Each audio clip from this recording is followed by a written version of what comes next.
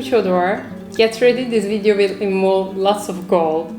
I'll create a big illustration with all the gold materials I have at home. But before I started to draw, let me introduce you to those gold materials and let's try them on black and white paper to see how efficient they are.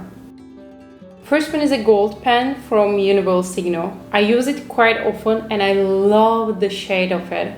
As you see, it works perfectly on white and black surfaces. Next one is a new member of my gold family. This gold pen is from Juice Paint. I won't be using it a lot because I don't want it to finish soon. I'm really in love with it. Look at this. Next one is a gold ink from Winsor&Newton, of course, my one and only love. Before you use this ink, you should check it well. And after you take the cover off, it's very hard to take your eyes from it. Look at it, it's just like magic. It's amazing. Anyway, I used this ink a couple of times already and I love it. It's shining. It's really shining. But only problem, the gold particles inside are sinking to the bottom of the bottle so fast, so you need to check it often while you are using it. That's kind of bummer, I know, right? Next one is Stary color from Kuratake. It's a water-based color. I just bought it from AliExpress and I didn't give it a try yet. I was waiting for this video to try it with you guys. It has 6 different shades. I kind of like all of them, to be honest, but the last one I'm not sure. It's a nice shade, but it's a bit too light. So let's talk about the last but not the least one. This is gold lips from Mona Lisa. I heard a lot about it. I watched lots of videos of people using it, but I never had a chance to try it before. So here we are. I bought as a set. It comes with 2 liquids and some gold lips inside. One of those liquids is a sealer, which I won't need in this video. The second bottle is adhesive size. This one I will use to stick the gold lips on my paper. You should check it well before using. Then use an old bad brushes you don't need because this glue is gonna damage it as well. And apply some on your surface. Then you should let it for like 20 or 30 minutes. Yes, the trick is to respect the waiting time. After you get some lips, which is super tricky because they are madly fragile, so try to don't touch them but hold them without touching them. Good luck. So put some gold lips on the surface and use a soft brush to make sure that it sticks all around. And wait a couple of minutes for it to like settle there, then use a round shape brush to peel it off. If you respect the waiting time, it's really easy to use. It only sticks around the glue and the rest of it just gonna peel off easily. That's my favorite one. It's literally gold. It's amazing. Look at it. Well, we're done with getting to know my gold family, so we can start it with painting. I first put the glue of the gold leaves, so meanwhile I'm painting the other section, it will get dry. I will draw an abstract steel illustration on 35 to 50 centimeter watercolor paper. I think it's 300 grams. And I already put a rough sketch underneath. Maybe you can see it. I did it to don't lose so much time on deciding where to put what, but it's still not 100% clear, so we will discover all together. I'm still like excited and slightly afraid of the result because I don't know how all those gold stuff's gonna look when they are all together. Well, we will see. But anyway, I'm planning to put some watercolor touches in between to balance them if they turn out horrible. I don't know. While the glue gets dry, I'm using my Uniball gold pen to fill some parts. Meanwhile, I'm painting. I want to talk about creative process. I will try to give some tips I learned during my art journey, which can be helpful to the others who is getting started with theirs. First subject I'm gonna talk about is how I come with creative ideas. This is depending on lots of things, but for example today I come out with this city illustration idea because I wanted to use 5-6 different materials on one surface and I was searching for an idea to put them all together in an harmony. In general, I don't like to put different shades of similar color together, like black and dark blue. When you put them side to side, I hate it. So I needed an idea which can embrace all the shades of gold without disturbing me. Then I start to think of cities, all buildings, different windows, lights, doors, stones, wood, metal, lots of different material, lots of different colors, lives in a harmony, and here it was. I needed to paint a city. But of course, this is an unusual sample. I'm not always come with this kind of solution, so I'm using other techniques to find an inspiration. The biggest inspiration is what or who I am surrounded with.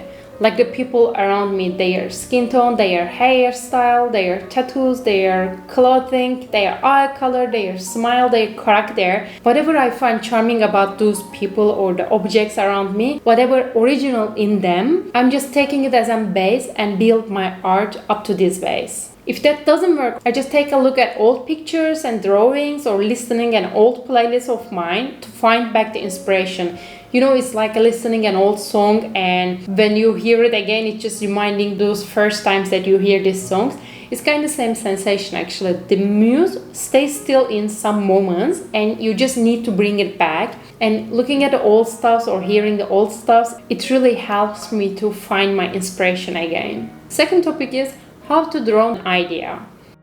This is something I still struggle with time to time. Eventually, we are not a machine to reflect the idea on a surface. It's not easy to take something which is not there and put it on a 2D or 3D surface. But that's what we do as an artist. We come out with an abstract idea and turn it into something concrete. Of course, this is not an easy process, but I will tell you the steps I follow usually to give you an idea at least. I always start with deciding on surface, what kind of paper I will use, what will be the dimension, what color it will be, and where the drawing will held on this surface. After that, I'm deciding on border lines. Like today, I decided to draw a city. First thing I did was putting outlines of it on a paper. So this way, I created an empty area to fill in. So drawing in this area will be way easier. It's a bit like making a puzzle. You have the place, so you just have to fill this place with the right pieces. And follow this step actually saving me from worrying about the composition as well.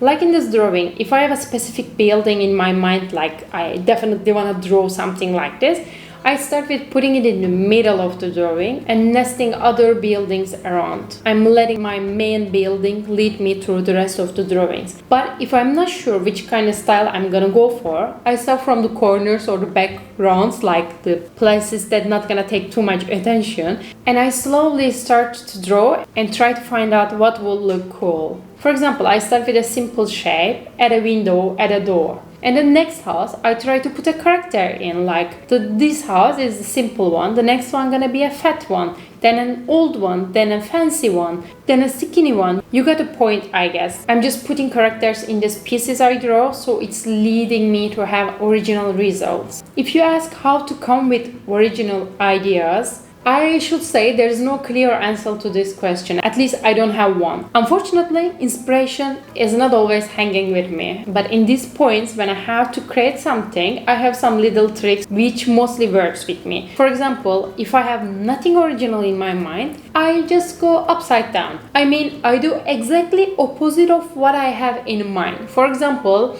I'm drawing a house, there's a door. A door should be smaller than a house, right? So I just make it double size, like 2 times bigger than it's supposed to be. Like this building should go straight up normally. I say no, I just make it curvy. So by this way, I am ending up having original pieces. When I try to do opposite of what my brain offer me, it mostly leading me to the new world, taking my brain out of its comfort zone and forcing my little brain to be a bit more creative and go with the flow. In this step, you might ask how to find our own style.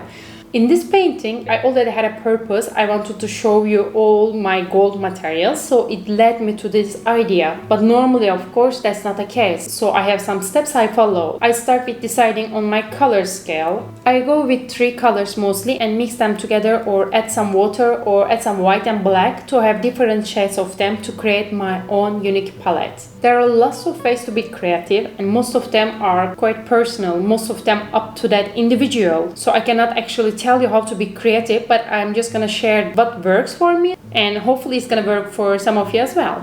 If I use this painting as a sample, I wanted to draw a city, but I hate drawing streets and roads. So I wanted to skip this part and I decided to add some legs to these houses. So I was kind of running something that I don't like and I ended up coming with an idea I quite like.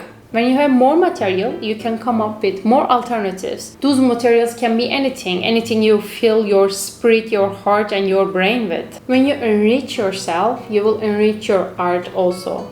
being observative all the time will help you to improve yourself for sure. Look at those houses. They are not perfect, they are not all new, or they are not straight. Some are old, some are broken, some missing tiles, losing paints on some parts. Because this is not a computer game. So when you paint, you should also let it lead you. You cannot control it all the time, and you don't have to know how it's gonna end up when you just start it. You should go with the flow. For example, look at it. I couldn't control my giant fingers and I split some paints down here. So I decided to paint a sea below houses to cover these mistakes. But the way it turned out actually stopping me from calling it a mistake, because I quite like it. I just splitted some paint and it just led me to somewhere that I didn't plan in the beginning. And to be honest, it's better than what I imagined that it would be. I think the last thing I can say about drawing is devil is in details. Okay, someone else already told it, I know, but anyway.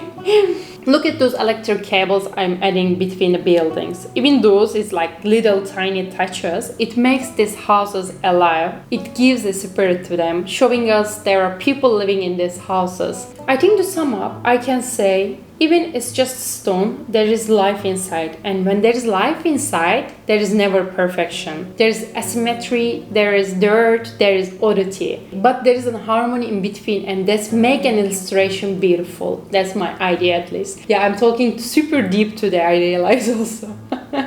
For me right now, when I add those cracks, missing paints and dirts and like mess with the painting a bit more, it looks even nicer than before. I like it way better right now. Guys, try to don't put pressure on yourself, especially about finding your style. You just give it a time and you should keep trying. When you find what you don't like, it's gonna be easier to find what you actually like. Here we come, end of our painting. I should just let it be, otherwise I'm gonna spend days adding some details on it. I hope you guys liked the video and enjoyed the conversation along with. If you wanna see some more art stuff, don't forget to follow me on Instagram. I'll see you guys very soon. Ciao!